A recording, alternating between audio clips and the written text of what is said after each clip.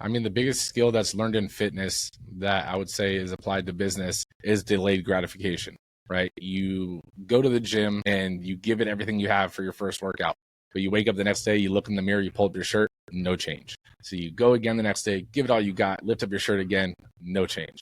But then all of a sudden, a month after doing that, all of a sudden you're like, hey, I'm starting to see a little line in the middle, right? And so that's the first like realization fitness to business is like business takes time to grow, right? It takes time to establish systems and processes. It takes time to learn that you don't know everything about business yet. Even from going from a solopreneur to an actual business owner, like there was still things I didn't know, how to manage a team, how to hire, how to fire, how to, do payroll and all that kind of stuff. But again, you take it step by step. Welcome to They're Not Like Us, the podcast where bold ideas and inspiring stories come to life. I'm your host, Aaron, here to challenge the norms and ignite your potential. If you're ready to level up, don't forget to subscribe and join the movement. Now, let's dive in. Hello, welcome back to They're Not Like Us. As always, I'm your host, Aaron, and today I'm joined by Devin Gonzalez. Welcome to the show, Devin. Thank you so much for having me. It's going to be fun. My pleasure, man. My pleasure. Can you tell people a little bit about yourself, please? Yeah, definitely. I started off, in, going to college and becoming a personal trainer. And, this is, why I say this and give my backstory is because this is what really led to me finding myself. And when I was in college, I became a personal trainer because I thought this is an amazing college job, right?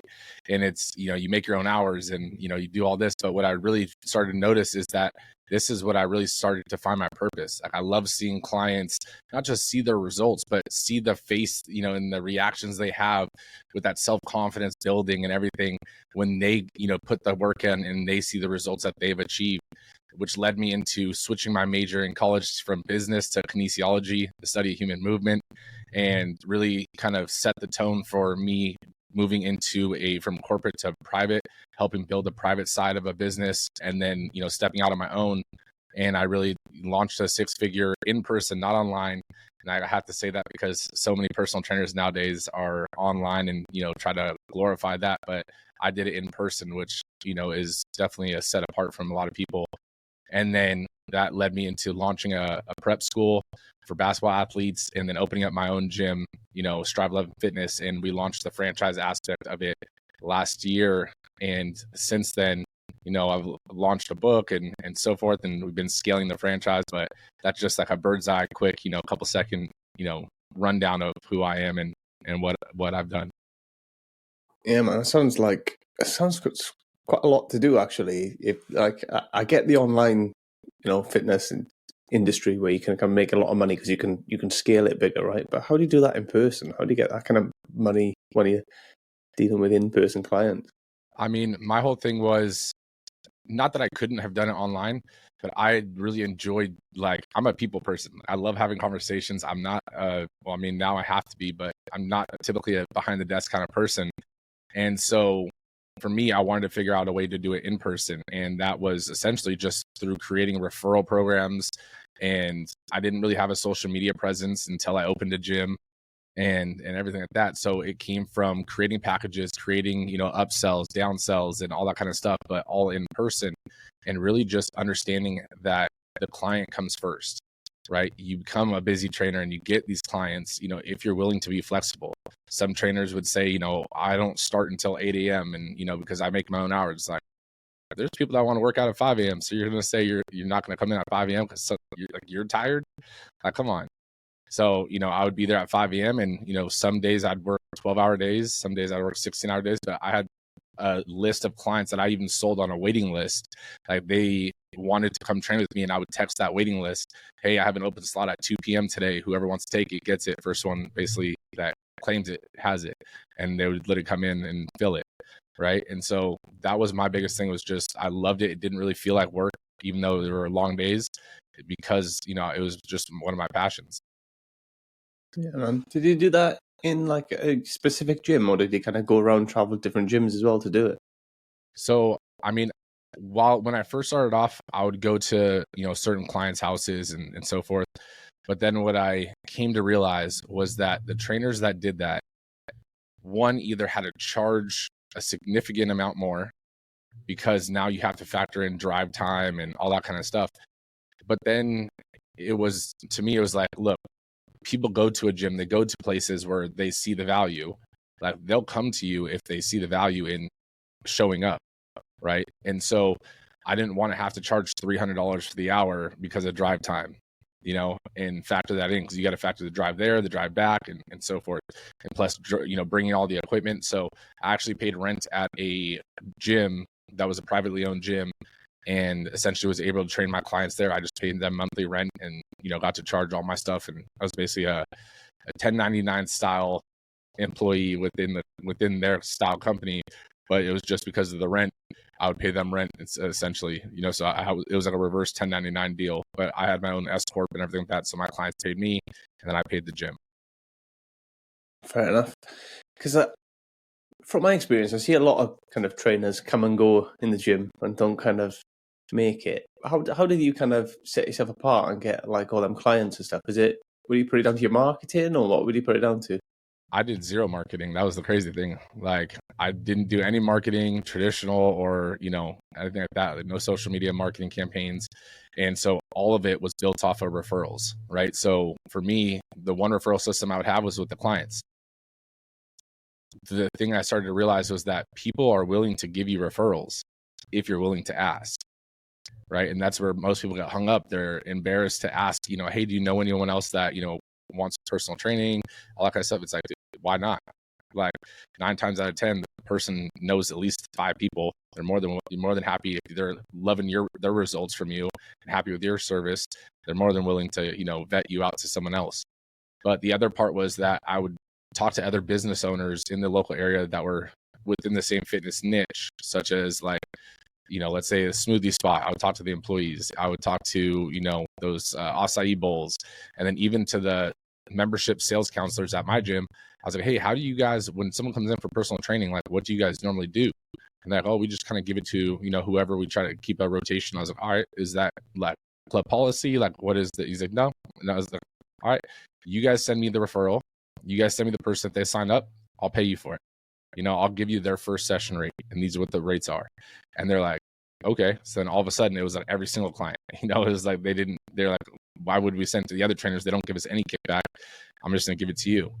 And so for me, that was the biggest thing was, creating referral systems and compensations essentially for the people to incentivize them to refer people to me.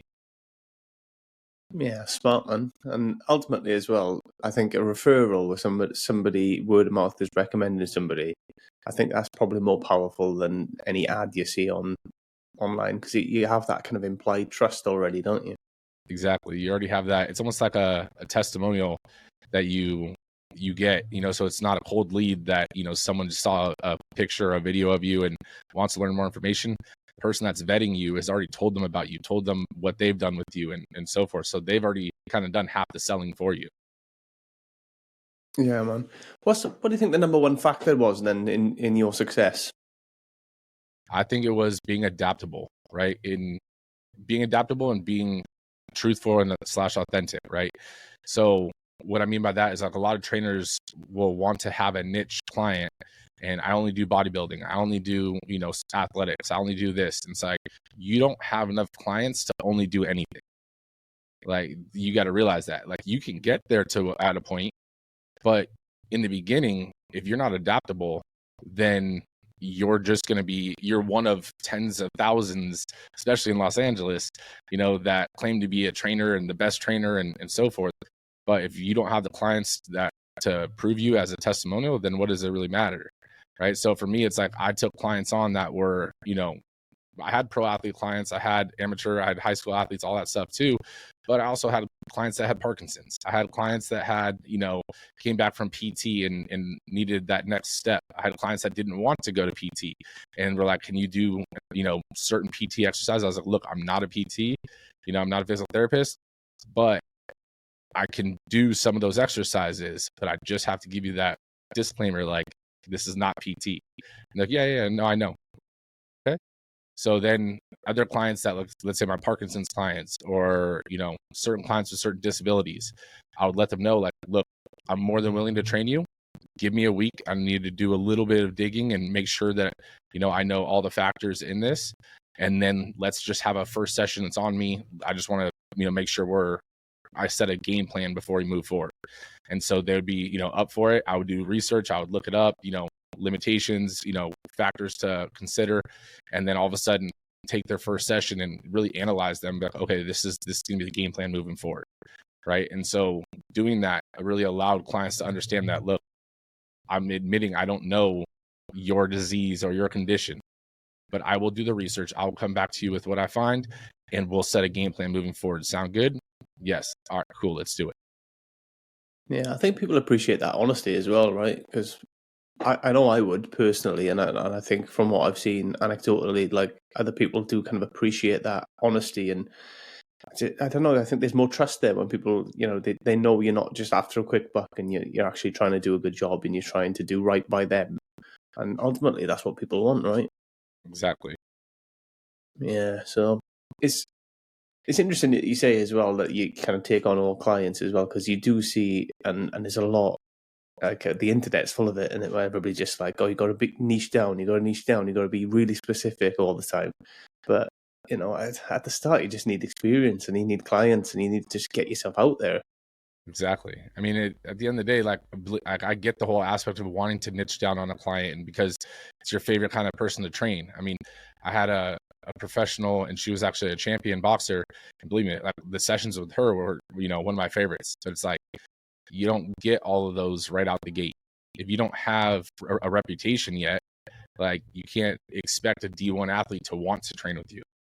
Right. And so like you have to build up that reputation, and you never know who someone else knows. Right. So like I've had clients that were, elderly that never worked out, wanted to start, just getting in general health. All of a sudden they referred their grandson or their granddaughter who was a D1 athlete.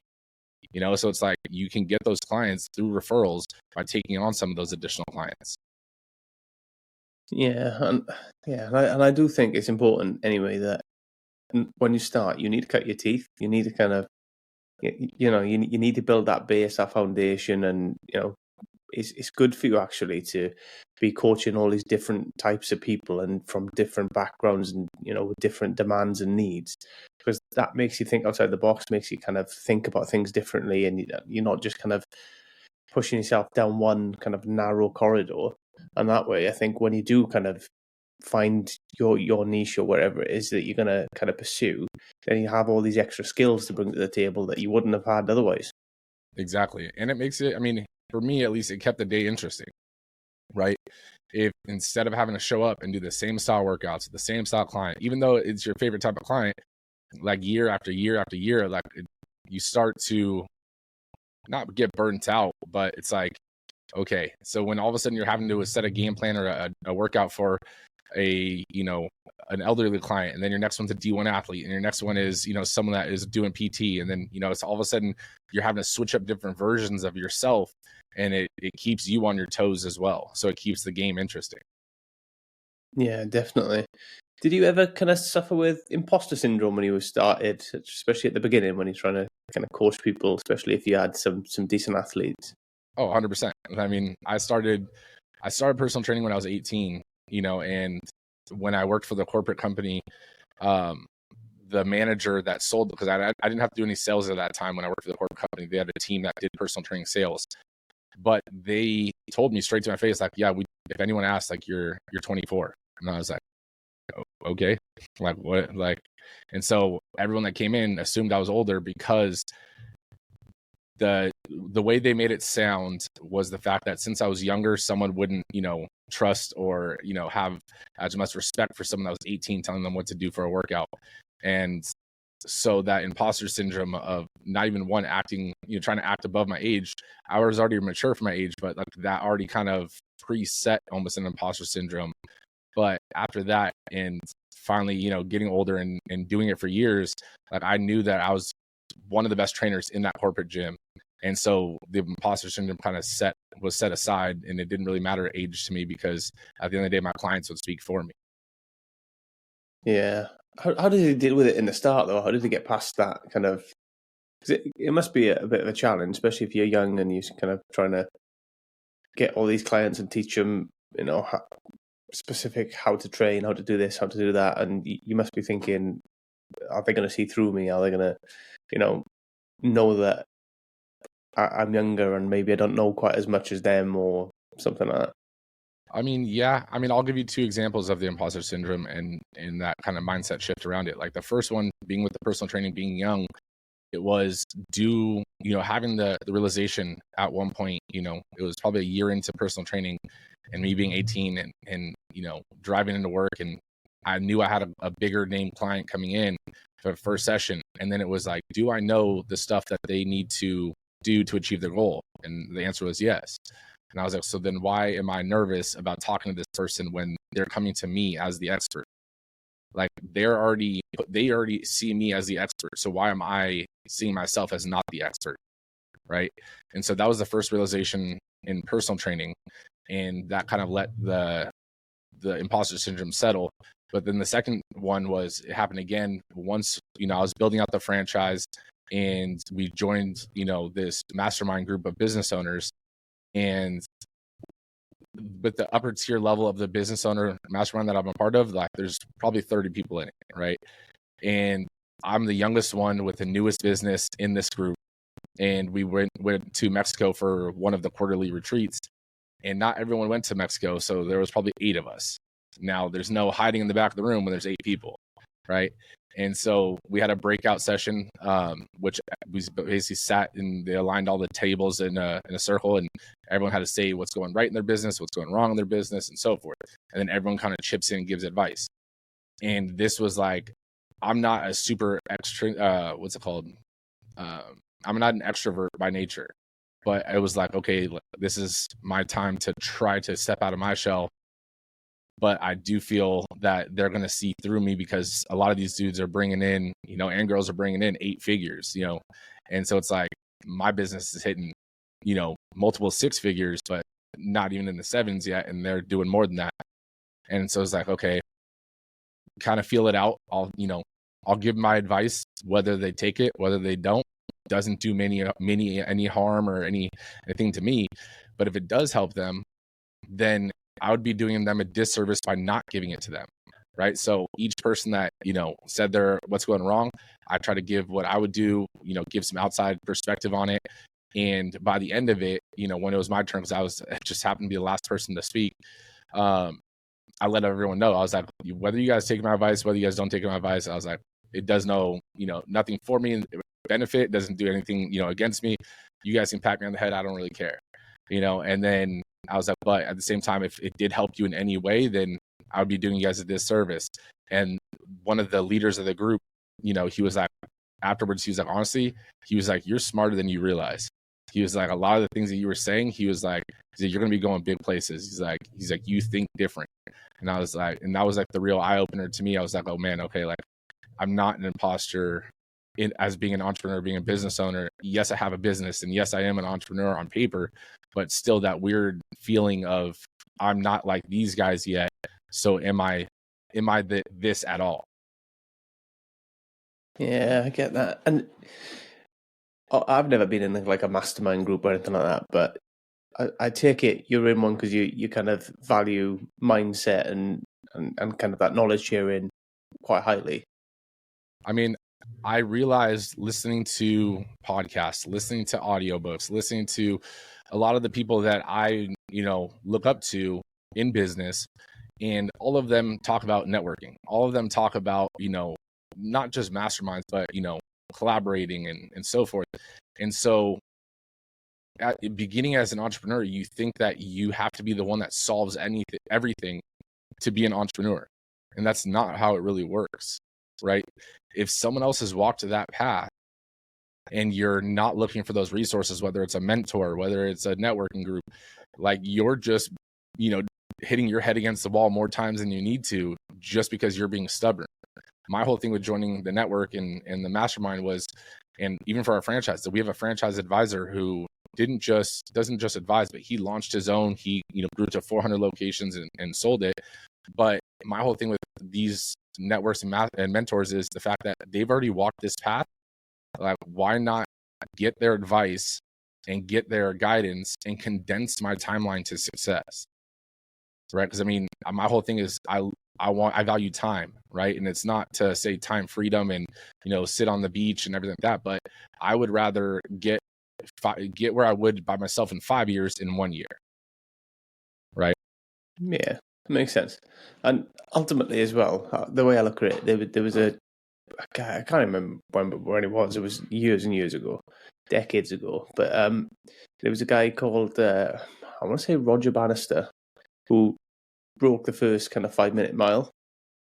He did that record because nobody could do it, right? Nobody could do it, and then he broke it. And then I think within 12 months of breaking it, I think like 8, 9, 10 people broke it after him, and now everybody does it as a matter of kind of, well, elite athletes anyway. They do it, you know, easily now. And part of that is probably that kind of limiting belief, that mental barrier that it can't be done. And then when somebody's done it, it kind of leads the path for everybody else. And that's kind of how I see it. How, you know, how you're explaining it to me is kind of like other people who've been there and done it, and seeing them doing it and, you know, explaining how they've done it, or kind of sharing some of their ideas and thoughts and the way that they think, probably kind of opens up a door mentally more than anything else to allow you to kind of step through it. No, exactly. And it shows you also the fact that like everyone is going through their own versions of their own problems. And I might face an obstacle at my current position that someone at 8 figures hasn't faced yet. And they all of a sudden hit it at 8 figures, and I'm able to give them the advice how I overcame it.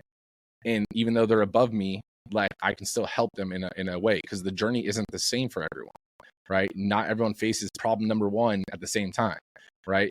My problem number 1 could be your problem number 10.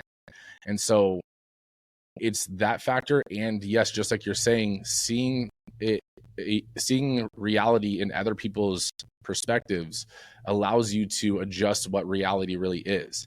For example, I had this talk with my business partner. We were driving at, I forget where we were going, but we had drove past these houses, and you could tell they were big houses from the distance. And I was like, hey, let's take a quick little detour. Like I want to go, you know, drive by those real quick. And then he was like, that why? And I was like, just because, just feel me out. And he's like, okay, fine. I mean, I was the one driving, so he didn't really have an option.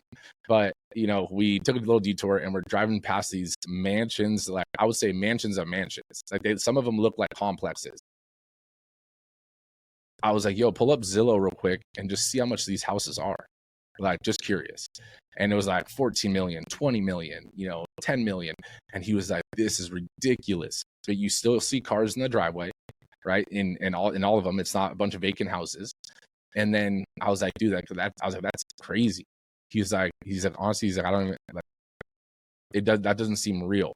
He said, that's impossible. How would someone even afford that? And I was like, that's the mindset shift you need to think about right there, is the fact that just because your current reality, this isn't part of it, it doesn't mean that in someone else's reality, this is just natural, right? And so when you start to think about that in every form of life, your current reality is only your perspective on life, right? Your perspective and your perception is an accumulation of all of the past events.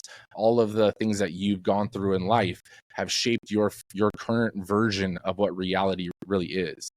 The best way I like to say it is like reality is almost like how they say truth, right? There's 3 versions of the truth. There's your truth, my truth, and then the truth. Like that's reality. Like there's your reality, my reality, and then reality. Yeah, and I suppose a lot of us, especially if you don't grow up with money per se, I think we can get these limiting beliefs that kind of stop us or make us think that we can't achieve these things, that we can't go places, and that we can't, you know, that life isn't for us. Mm-hmm. But when you do look around, there are plenty of people who make really good money doing lots of different things, really, and create amazing lives for themselves, and, you know, live wealthy lives. No, definitely. And I mean, you have to think majority of people too. I mean, I didn't come from money or anything. You know, my dad was a police officer. My mom was a pharmacy tech, like, you know, very average, you know, income, lower middle class income. And becoming an entrepreneur, I was the black sheep of the family, right? And even there, like I could still tell, I mean, my mom passed, but my dad is you know, his view of reality sometimes, even now, I was like, Dad, the world doesn't work like that. Like, just because you think it's only A and B are the options, I was like, there's C through Z that are still left on the table. You just don't know that because you're not viewing it from the different realities that can and perspectives that can be done. And so the crazy thing is, like, your limiting belief is the only thing that's holding you back, right? What I like to say is, you're not that special, right? You're not that special for it to be a reality or a possibility for everyone else on earth and it not be a possibility or a reality for you.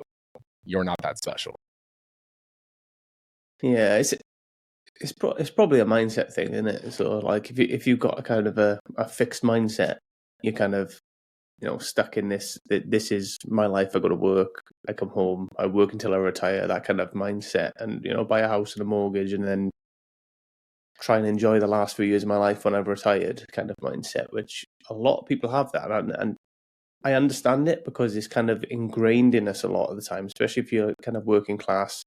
It kind of gets really driven into you in school, you know, through your employer, through your parents and your family, and it kind of makes you think that way. Mm-hmm.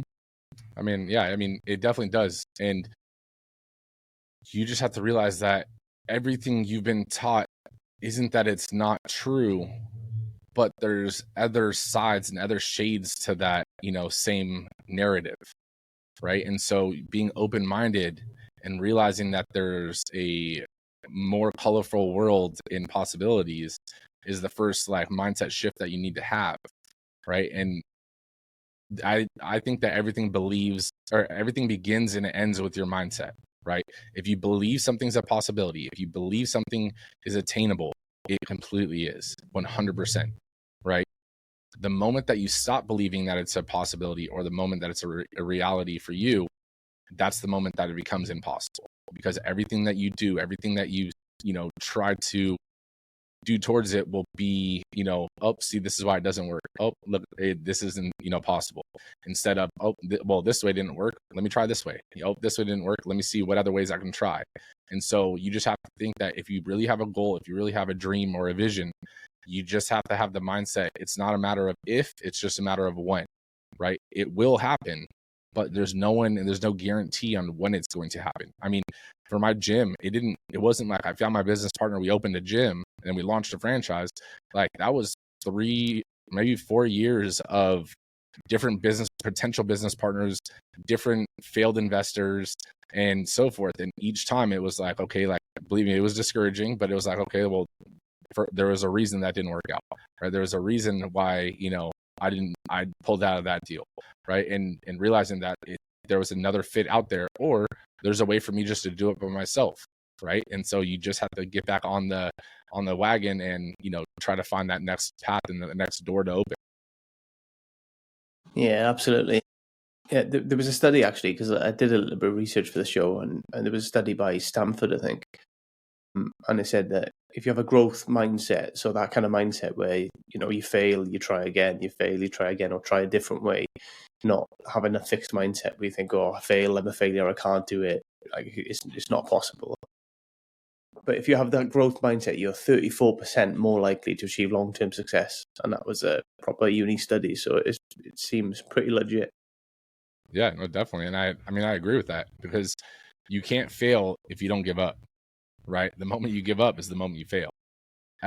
What people call failure is really just a lesson, right? Extract the lesson, learn what didn't work, right? Just like Thomas Edison, it took him 10,000 tries before he made the light bulb, right? So it's like he found 9,999 ways that didn't work, but then he found the way that did. Yeah, and it's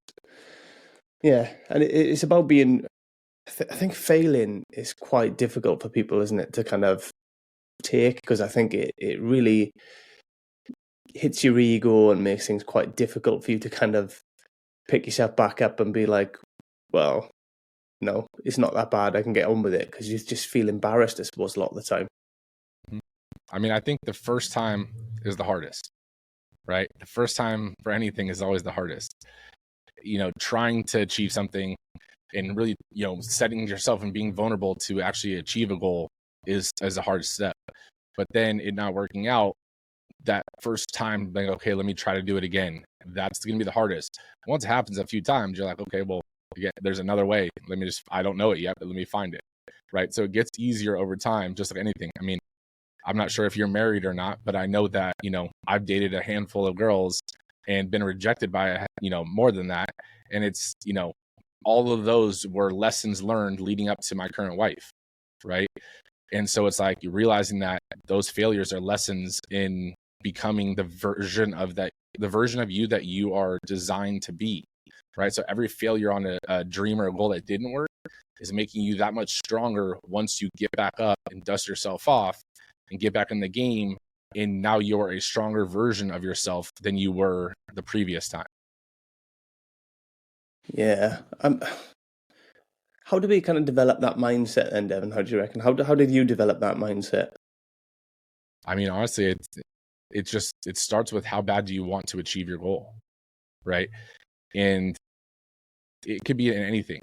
And you need to understand your reason why for wanting the goal in the first place, or wanting to achieve something in the first place. So let's say we'll take it back to a basic level, weight loss, right? People come into the gym and be like, yeah, I want to lose weight. Okay, first off, how much weight do you want to lose? We need specific numbers, right? The reason why we need specific numbers is because we can set a game plan for that, but also it's not just vague. And now you can actually see that pride when you hit those milestones leading up to your goal. So I was like, first thing, what's that? What is the number? Second part, why do you want to achieve that? And they're like, because I want to feel healthier. I was like, okay, bullshit. What's the real reason that you want to achieve that goal? And they're like, well, I went to the doctor and this is what they said. I was like, okay, so what does that mean? Why do you still want to hit this goal? Right. And then they would be like, so I can actually live to see my grandkids. And I was like, okay, there we go. So now you know your purpose. Now you know your why. Right. You want to be healthy. You want to be able to play with your grandkids. Right. And from there, it's like, that's the moment you realize the days that you don't want to do something because you're tired, the day has so many things, you faced an obstacle, you hit a plateau, you have to use that why of, I'm still going to get back up and I'm still going to do the things I need to do because this reason is so strong that it's, what would it do for my life if I achieved the goal? And the flip side, what would it mean for my life if I didn't achieve the goal? Yeah, and I think that is important, because we all kind of think, oh, we're going to be motivated, we're going to do this, and motivation comes and goes, right? We have them ups and downs, and sometimes we need that. We need to know the reason behind what we're doing, that why, find that why, so that we can go when we don't feel like going. We can go when we're tired, when we're a bit burnt out, or we're really not feeling it anymore. That motivation's gone. We need something to be that kind of, call it a North Star, if you will, to kind of keep aiming at and keep working towards. Because otherwise, we'll just take the easy route, right? We'll sit on the sofa, we'll get a lot of snacks, and we'll just watch Netflix. No, definitely. And that's where you mentioned motivation. So I want to kind of touch on that because a lot of people think that, successful people are always motivated. It's not the truth. I own a gym and I own a gym franchise. I don't want to work out every single day. And I'm at the gym most of the time. Right. And it's motivation. The difference between motivation and discipline is that motivation is fleeting, meaning that motivation comes in, it goes out. You watch a David Goggins video, you're super inspired. You feel like you're going to do the next 1,000 pull-ups, in 24 hours, or you're going to go out and run a marathon or whatever. And then 30 minutes passes and you're like, you know what? I do have this project though at work, or you know what? I got to pick my kids up. And all of a sudden the motivation died out. Discipline is you showing up on the days that you're showing up daily because you need to, regardless of how you feel, regardless of the external factors in your day. And over time, your discipline is a skill that starts to strengthen, and it starts to get easier to show up on the days that you don't want to show up. And then all of a sudden, from those daily actions compounding, you start to see results, right? From business, you start to see revenue growth. From, weight loss, you start to see, the pounds shredding off. You start to see the definitions, striations, whatever the case is. And now you start to get an internal motivation, right? Because now the discipline is already kind of set in. You've already started showing up on the days you don't feel like it, but now you're starting to see the results because you started to become disciplined, and now you want more of it, right? So that internal motivation isn't something that's fleeting. external motivation is. Yeah, and I think, like, from personal experience, once you are disciplined and you kind of achieve stuff, or you kind of, ticking off milestones on the way to your goal, then that gives you a bit more self-belief, and that kind of lifts your mood. And you might get another flood of motivation at that point, but ultimately it just reinforces, and you kind of see that actually this is working, and you're more likely to stick with it then, in my opinion. No, definitely. And I mean, even sometimes, I mean, this happens even now, like for myself, is that sometimes everything's going right? And you're scaling, you're growing fast, you're losing weight fast, and then you hit a point where it's not going as well as it was before, and you're like, man, maybe this isn't the right way. Maybe this, and you start second guessing everything, and you have to take a look back and be like, there was other points like this, and it was just a phase, or I did this to overcome it, and you have to do that again. But realizing that every journey to success, there's ups and downs, and as long as you're a net positive up, then you're winning, right? And so realizing that it's all part of the journey is a huge aspect to it, right? No line to success in any area of life is a straight linear line up. No, it's like the S&P 500. I mean, that's what it is, isn't it? As long as you keep going up, you're gonna have dips. You're gonna have, you're gonna have good times. You're gonna have bad times. You just gotta kind of weather the storm and just keep moving forward. It's like you say, it's having that consistency, and like it's quite amazing what you can do over the course of a number of years. Whereas what you want to achieve in kind of 6 weeks, probably not sustainable. Like you can get in great shape in 6 weeks, but you have to really get after it and be disciplined. But is that going to be sustainable through the rest of your life? Probably not. Exactly. So you gotta find that balance, and understand where you're actually heading. No, exactly. I mean, you can't do a crash diet and expect that you're going to stay like that forever, right? You have to do things that are maintainable and sustainable so that you can change it in it, so it can become a habit, right? Doing there was a social media trend for a few weeks, because all the members were asking about it and so forth, which was the water cleanse, the chicken broth cleanse. I don't know if you've seen it, but I was like, what is the purpose for you doing this?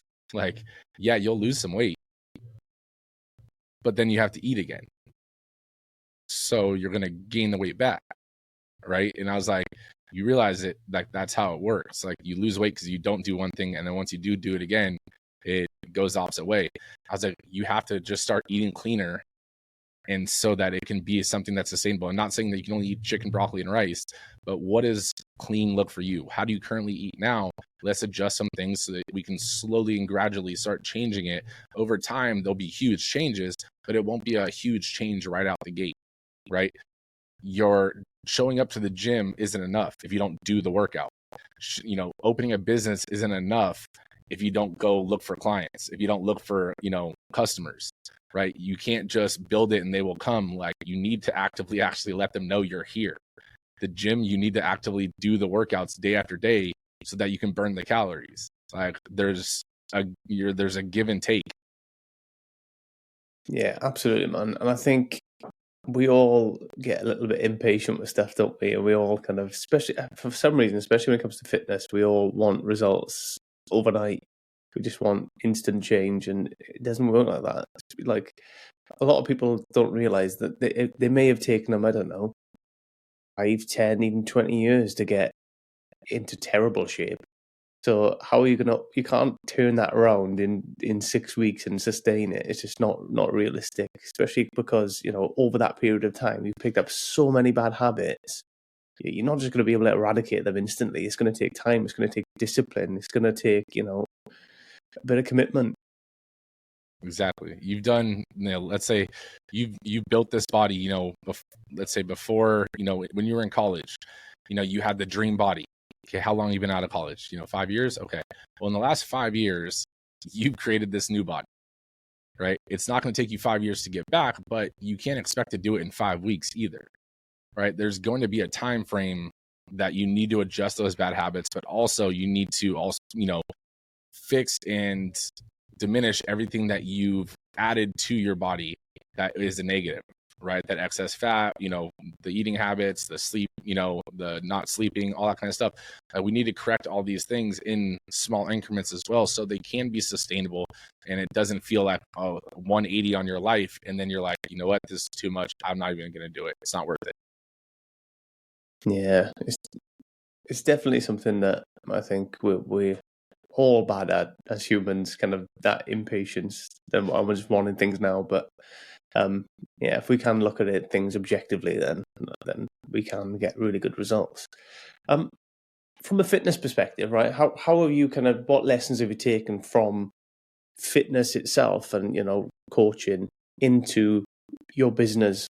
Because obviously they're two separate, very different things, right? Business, because you have all the other elements of it, of like maybe you have staff and you have to kind of manage people and your accounts and marketing and all these different aspects that are separate from fitness. But how do you kind of take the skills from one and apply them to the other?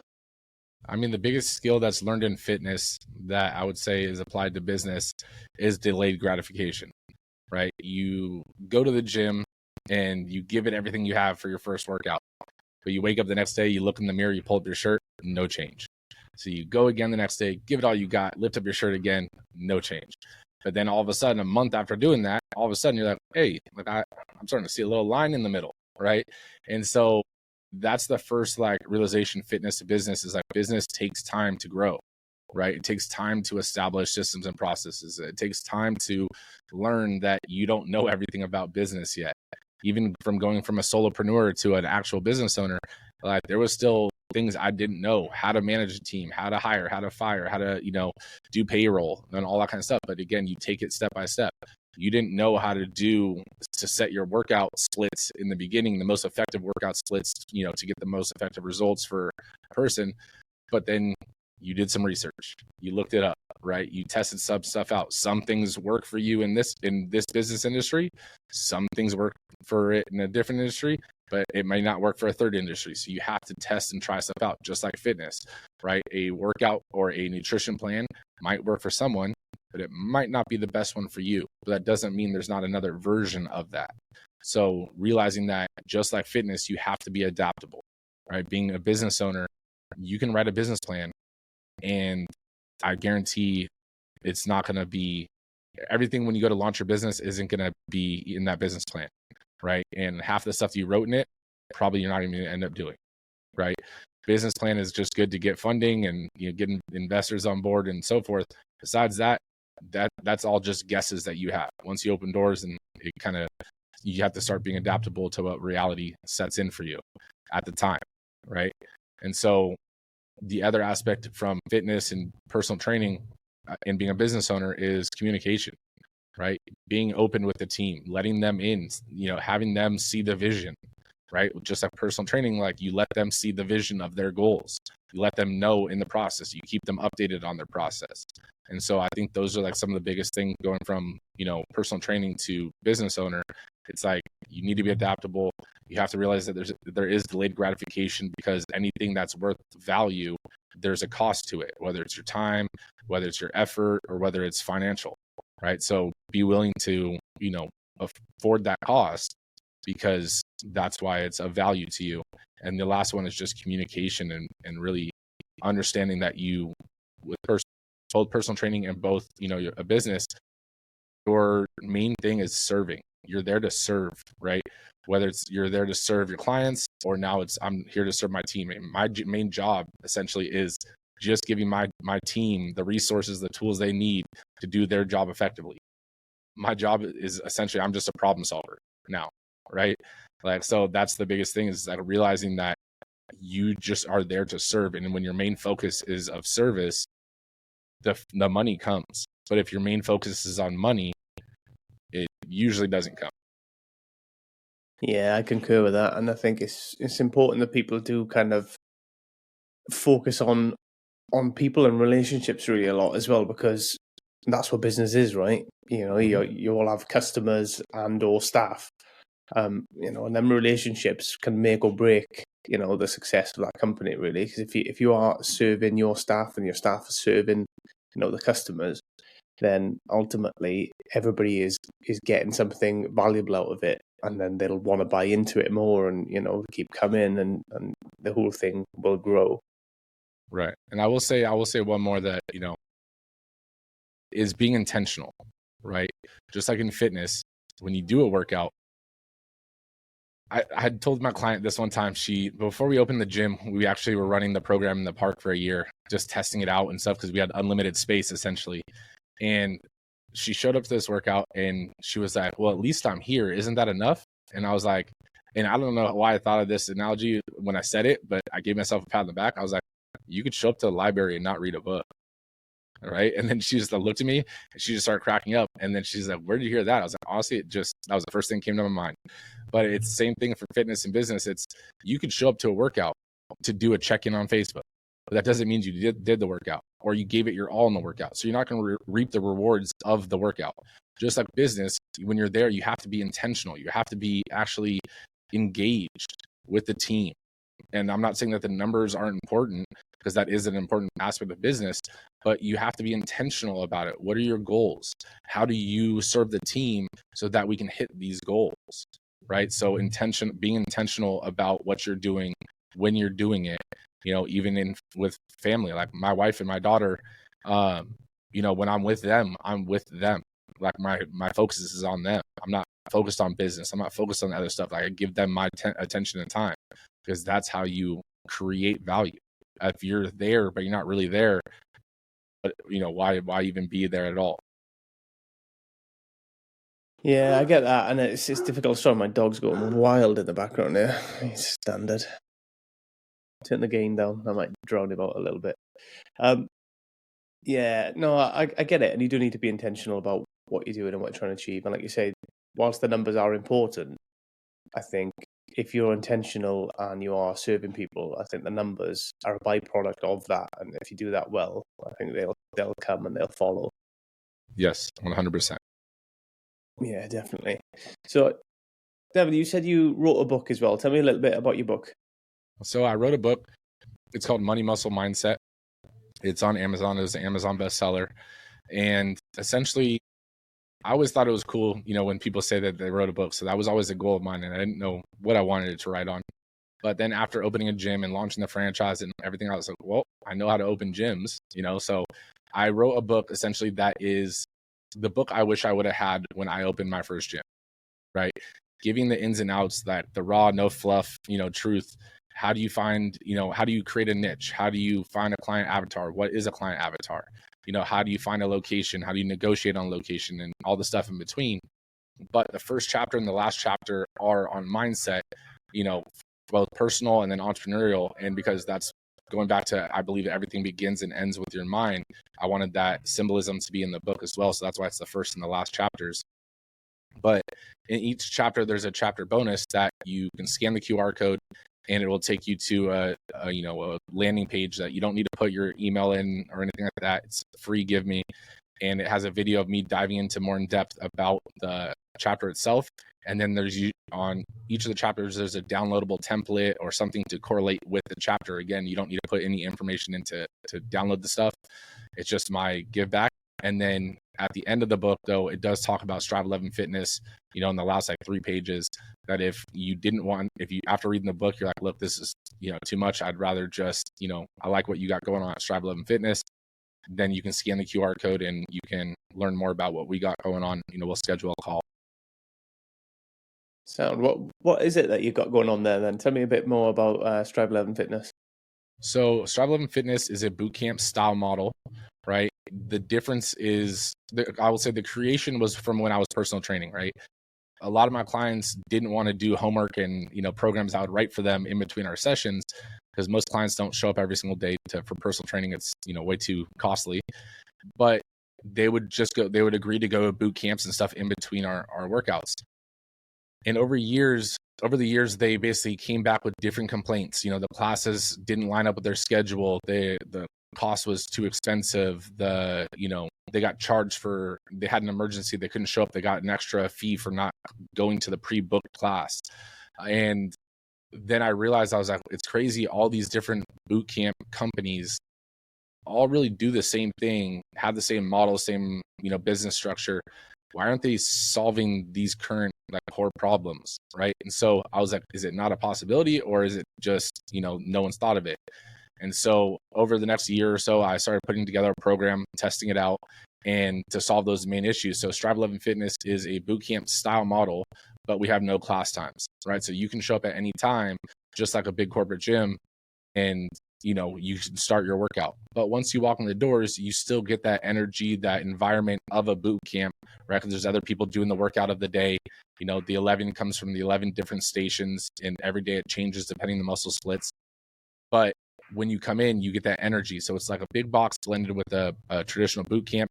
But then the 11 stations can be modified easier or harder depending on your fitness level, or if you have any restrictions or anything like that, or limitations. And so now there's a personal training aspect and blend to it. So it's basically getting the best of all three worlds. Oh, that's an interesting concept, man. It's not something that I've heard of before, but I mean, you hear a lot of that, like the boxes and CrossFit and stuff like that, don't you? But ultimately, I think they are quite. I don't think from my experience, a lot of them are not kind of just turn up and train. They have set scheduled class times as well, and usually for different kind of levels as well of people. So anybody can come in at any time and train and just get on with it.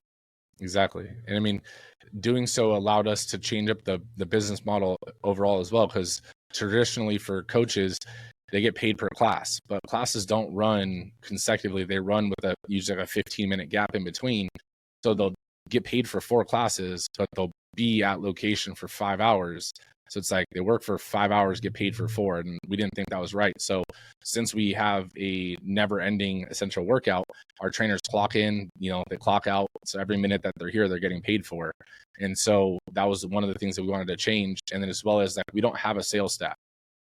Being on the personal training end of it, I used to hate, building up this rapport and essentially selling something, whether it was a product or personal training package, and then having to hand it over to a salesperson, and then they get the commission for it. They reap the benefits of it, right? So that was one of the biggest things we wanted to change. So now as a business owner, we can limit the overhead, but also from the personal training, they get to actually reap the rewards of commissions and bonuses and so forth. So trying to create value at all 3 levels, from members to trainers to actual business owners as well.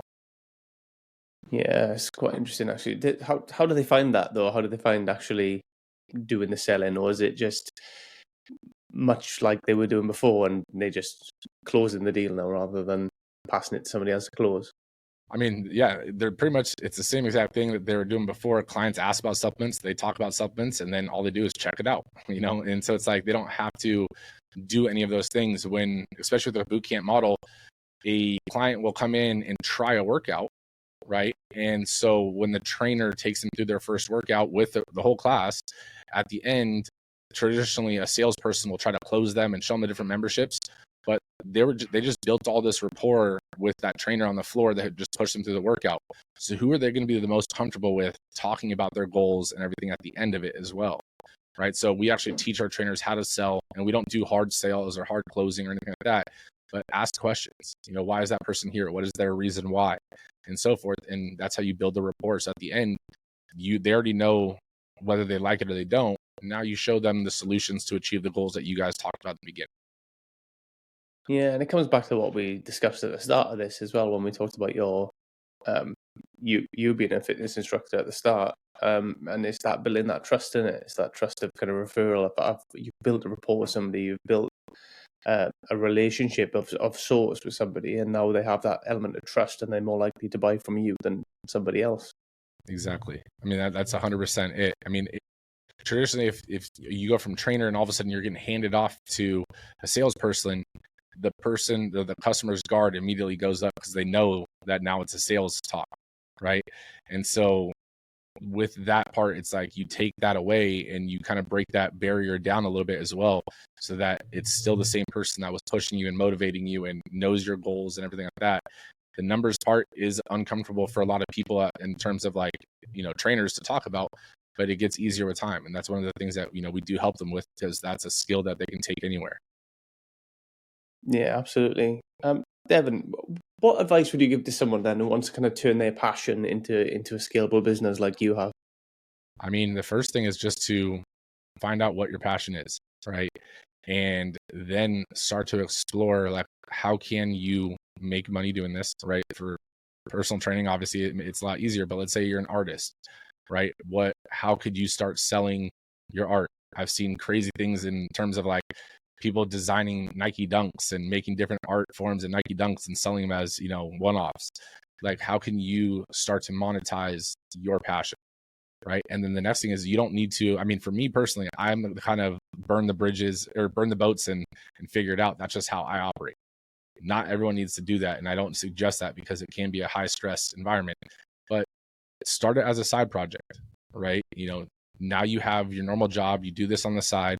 And then when it makes sense to that your side project is making as much or more than your current income, then go all in.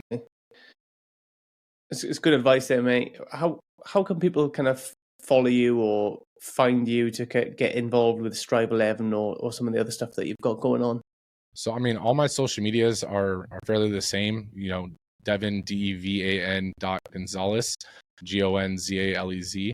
But if you go to my website, which is devingonzalez.com, I mean, it's kind of a landing hub for all my social medias, Strive 11 Fitness, and everything like that.